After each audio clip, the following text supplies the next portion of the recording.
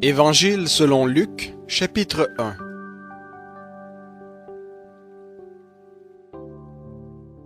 Puisque plusieurs ont entrepris de composer un récit des événements qui se sont accomplis parmi nous, tels que nous les ont transmis ceux qui, dès le commencement, ont été les témoins oculaires et qui sont devenus serviteurs de la parole, il m'a semblé bon à moi aussi, après avoir tout recherché exactement depuis les origines, de te l'exposer par écrit d'une manière suivie, excellent Théophile, afin que tu reconnaisses la certitude des enseignements que tu as reçus. Au temps d'Hérode, roi de Judée, il y eut un sacrificateur du nom de Zacharie, de la classe d'Abia. Sa femme était une descendante d'Aaron, et son nom était Élisabeth. Tous deux étaient justes devant Dieu, et suivaient d'une manière irréprochable tous les commandements et les ordonnances du Seigneur. Mais ils n'avaient pas d'enfants, parce qu'Élisabeth était stérile, et ils étaient l'un et l'autre d'un âge avancé. Or, dans l'exercice de ses fonctions devant Dieu, selon le tour de sa classe, il fut désigné par le sort, suivant la coutume du sacerdoce, pour entrer dans le temple du Seigneur et pour y offrir le parfum. Toute la multitude du peuple était dehors en prière à l'heure du parfum. Alors lui apparut un ange du Seigneur debout à droite de l'autel des parfums. Zacharie fut troublé en le voyant, et la crainte s'empara de lui. Mais l'ange lui dit : « Sois sans crainte, Zacharie, car ta prière a été exaucée. Ta femme, Élisabeth, t'enfantera un fils, et tu l'appelleras du nom de Jean. Il sera pour toi un sujet de joie et d'allégresse, et beaucoup se réjouiront de sa naissance, car il sera grand devant le Seigneur. Il ne boira ni vin, ni boisson enivrante. Il sera rempli de l'Esprit Saint dès le sein de sa mère, et ramènera beaucoup des fils d'Israël au Seigneur leur Dieu. Il marchera devant lui avec l'esprit et la puissance d'Élie pour ramener le cœur des pères vers les enfants et les rebelles à la sagesse des justes et pour préparer au Seigneur un peuple bien disposé. » Zacharie dit à l'ange : « À quoi reconnaîtrai-je cela, car je suis vieux et ma femme est d'un âge avancé. » L'ange lui répondit : « Moi, je suis Gabriel, celui qui se tient devant Dieu. J'ai été envoyé pour te parler et t'annoncer cette bonne nouvelle.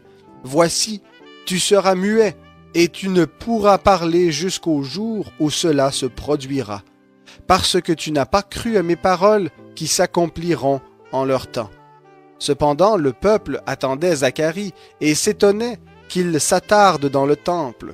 À sa sortie, il ne put leur parler, et ils comprirent qu'il avait eu une vision dans le temple. Il se mit à leur faire des signes et demeurait muet.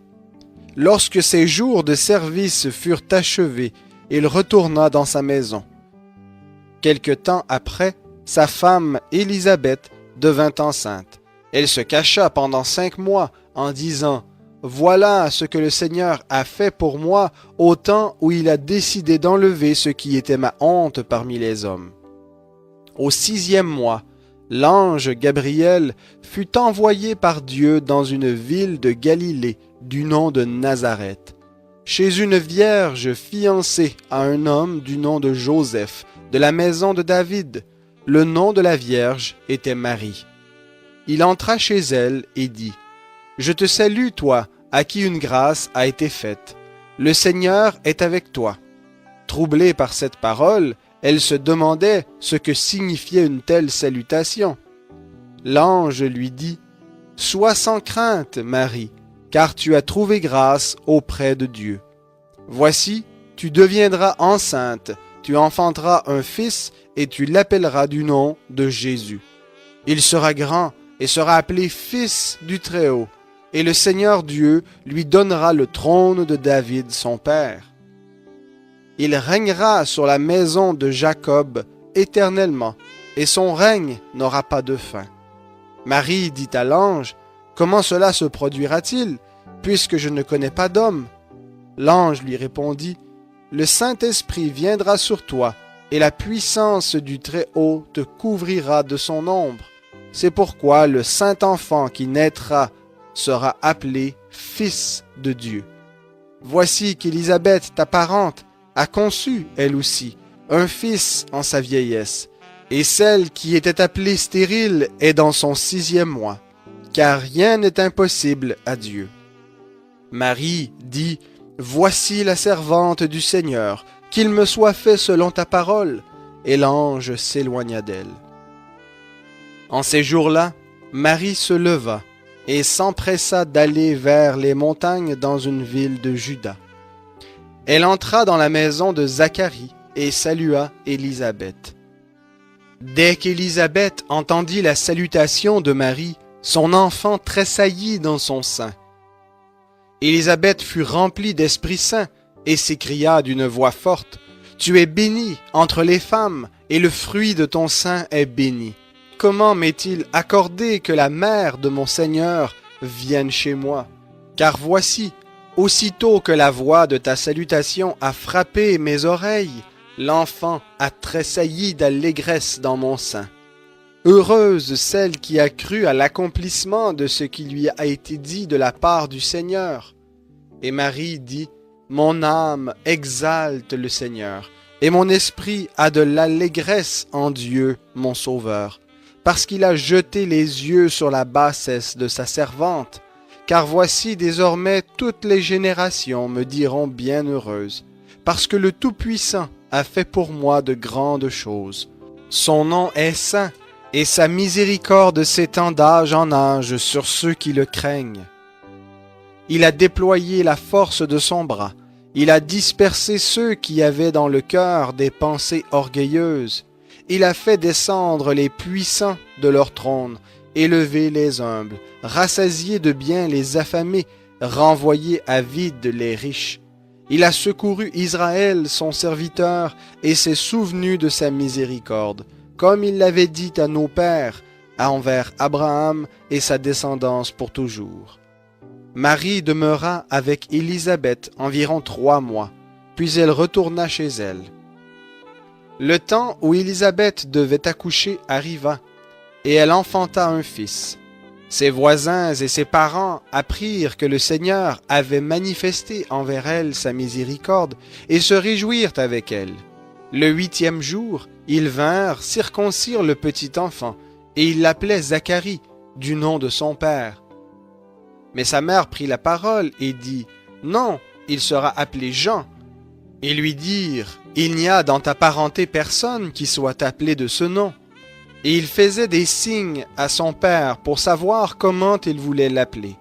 Zacharie demanda une tablette, et il écrivit, « Jean est son nom. » Et tous furent dans l'étonnement. Au même instant, sa bouche s'ouvrit et sa langue se délia. Il parlait et bénissait Dieu. La crainte saisit tous les habitants d'alentour, et dans toutes les montagnes de la Judée, on s'entretenait de tous ces événements. Tous ceux qui en entendaient parler les prirent à cœur et dirent, « Que sera donc ce petit enfant? » En effet, la main du Seigneur était avec lui. Zacharie, son père, fut rempli d'Esprit Saint et prophétisa en ces termes. Béni soit le Seigneur, le Dieu d'Israël, de ce qu'il a visité et racheté son peuple, et nous a procuré une pleine délivrance dans la maison de David, son serviteur, comme il y en avait parlé par la bouche de ses saints prophètes depuis des siècles, la délivrance de nos ennemis et de la main de tous ceux qui nous haïssent. Ainsi fait-il miséricorde à nos pères et se souvient-il de sa sainte alliance. Selon le serment qu'il a juré à Abraham notre père, ainsi nous accorde-t-il, après avoir été délivrés de la main de nos ennemis, de pouvoir sans crainte lui rendre un culte dans la sainteté et la justice, en sa présence, tout au long de nos jours. Et toi, petit enfant, tu seras appelé prophète du Très-Haut, car tu marcheras devant le Seigneur pour préparer ses voies, pour donner à son peuple la connaissance du salut par le pardon de ses péchés. Grâce à l'ardente miséricorde de notre Dieu, C'est par elle que le soleil levant nous visitera d'en haut, pour éclairer ceux qui sont assis dans les ténèbres et dans l'ombre de la mort, et pour diriger nos pas dans le chemin de la paix. Or, le petit enfant grandissait et se fortifiait en esprit. Il demeurait dans les déserts jusqu'au jour où il se présenta devant Israël.